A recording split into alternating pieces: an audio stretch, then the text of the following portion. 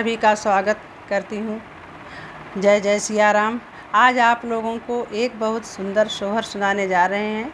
आप लोग सुनिए, लाइक सब्सक्राइब और शेयर करिए।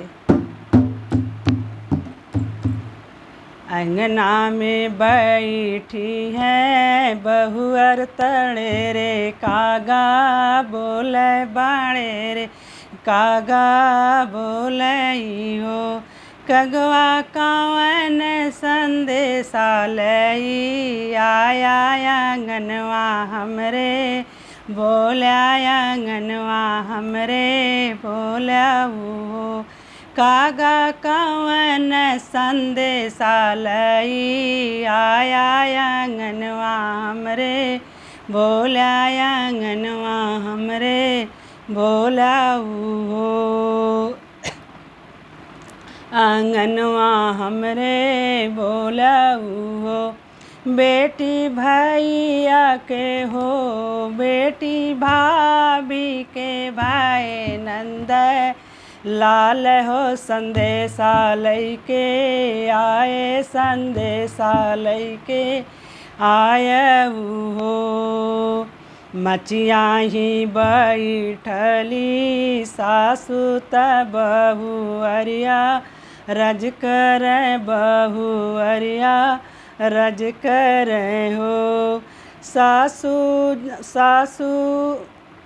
मचिया ही बैठली सासु त बहुअरिया, रज कर बहुअरिया, रज कर हो। सासु भैया के भाई नंद लाल हो, बधैया लैके जाबै, बधैया लैके जाबै हो। सासु भाभी के भाई नंद लाल हो, बधैया लैके जाबै, बधैया लैके जाबै हो। बोलिया त बोलैलू ये बहू, बोलहूँ न जानैलू, बोलहूँ न जानैलू हो। बहू काग संदेश जिनी जायु, आदर नाही होई है, आदर नाही होई है। कुआदर होई के अइबू, कुआदर होई के अइबू हो। मोरे पीछवरवा कहाँरवा तू ही, मोरे भैया तू ही है, मोरे भैया हो। भैया हाली बैग डोलिया नावा नैहर पाहूँ, चावा बधैया लैके जाबै, बधैया लैके जाबै हो। भैया जाली बेग हो, भैया हाली बेग डोलिया नावा नैहर पाहूँ, चावा बधैया लैके जाबै, बधैया लैके जाबै हो। अरे बहरा के भैया भीतर भैन धान से रज कर, धान से रज कर हो। धानायावती बाटी हो, धानायावती बाटी, बाबा कह दू लारी बिरह जिनी, बोल्यू निहुरी पैया लाग्यू, निहुरी पैया लागे हो। अरे धानायावती बाटी हो, धानायावती बाटी, बहिनी सुभद्रा बिरही जिनी, बोल्यो बिरह जिनी, बोल्या निहुरी पैया लागू हो। आवहूँ बैठा ननदा बैठा पलंगिया, तू बैठा पलंगिया हो। ननदाले हु भतीजवा खे लायो भतीजवाया शीशो भतीजवाया शीशम हो। भौजी हो तू ही मोरी भौजी से भौजी तू ही है मोरी भौजी हो। भौजी दैना दे तू गले कै हरवा हो। भौजी दैना दे तू गले कै हरवा भतीजवा के भाई भतीजवा के भाई हो। अरे बोलिया तू बोलैलू ये ननदा बोलहू न जानैलू बोलहू न जानैलू हो। ननदा नाही देबै हो ननदा नाही देबै सोने कै का हरवा भले ऋषि यैबू ससुर चली जैबू ससुर चली जैबू हो। ननदा नाही देबै हो ननदा नाही देबै सोने कै हरवा भले ऋषि अयबू ससुर चली जैबू हो। शुष्क रोवतनी करना नदिया त शुष्कत भयनवा त शुष्कत भयनवा हो। बहिनी बिहसत हो बहिनी बिहसत निकरनन दोइया भले मना तोड़े भले मना तोड़ी सहो।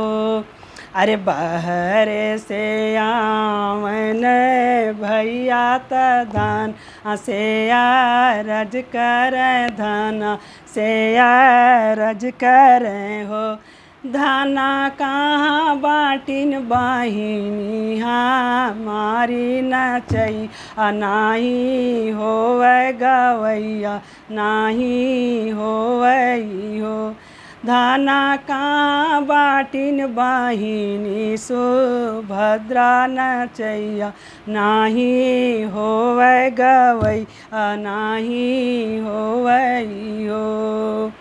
तू ही मोरे प्रभु से प्रभु तू ही मेरे सुई मोरे हरि हरि कई हरवा के कारण बहिनी ऋषि यानी ससुर चली गई ससुर चली गईनी हो।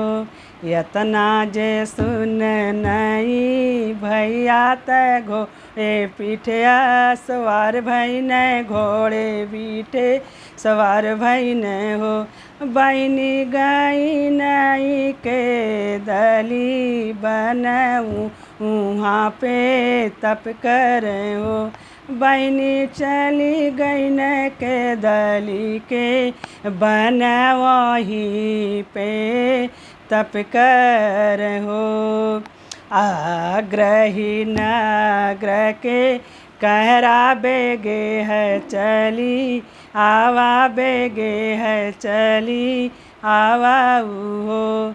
कहरा हाली बेगे डोलिया नावा कहरा हाली बेगे डोलिया नावा ननदिय ससुरे जाब ननदा के मन बई हो।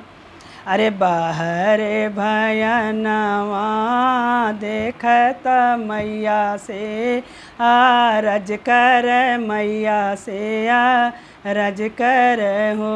मैया आवती बाटी मामी हमारी बीर है जीनी बोलियो आदर उनका करियो हो। आवहु मोरी ग्रहीन ग्रह के मलिया बेगे है चली आवा बेगे है चढ़ी आवा हो मलिया रहिया में फूल भी छावा भाभी है हमरी आवे भाभी है हमरी आवे हो आवहु बावहु बैठूँ भाभी पलंग चढ़ी बैठूँ हो भाभी कवन कारण तू ही आयो त हम के बतायऊ हो ननदा तोहरे यतना सब कुछ बाटत ये कई हरवा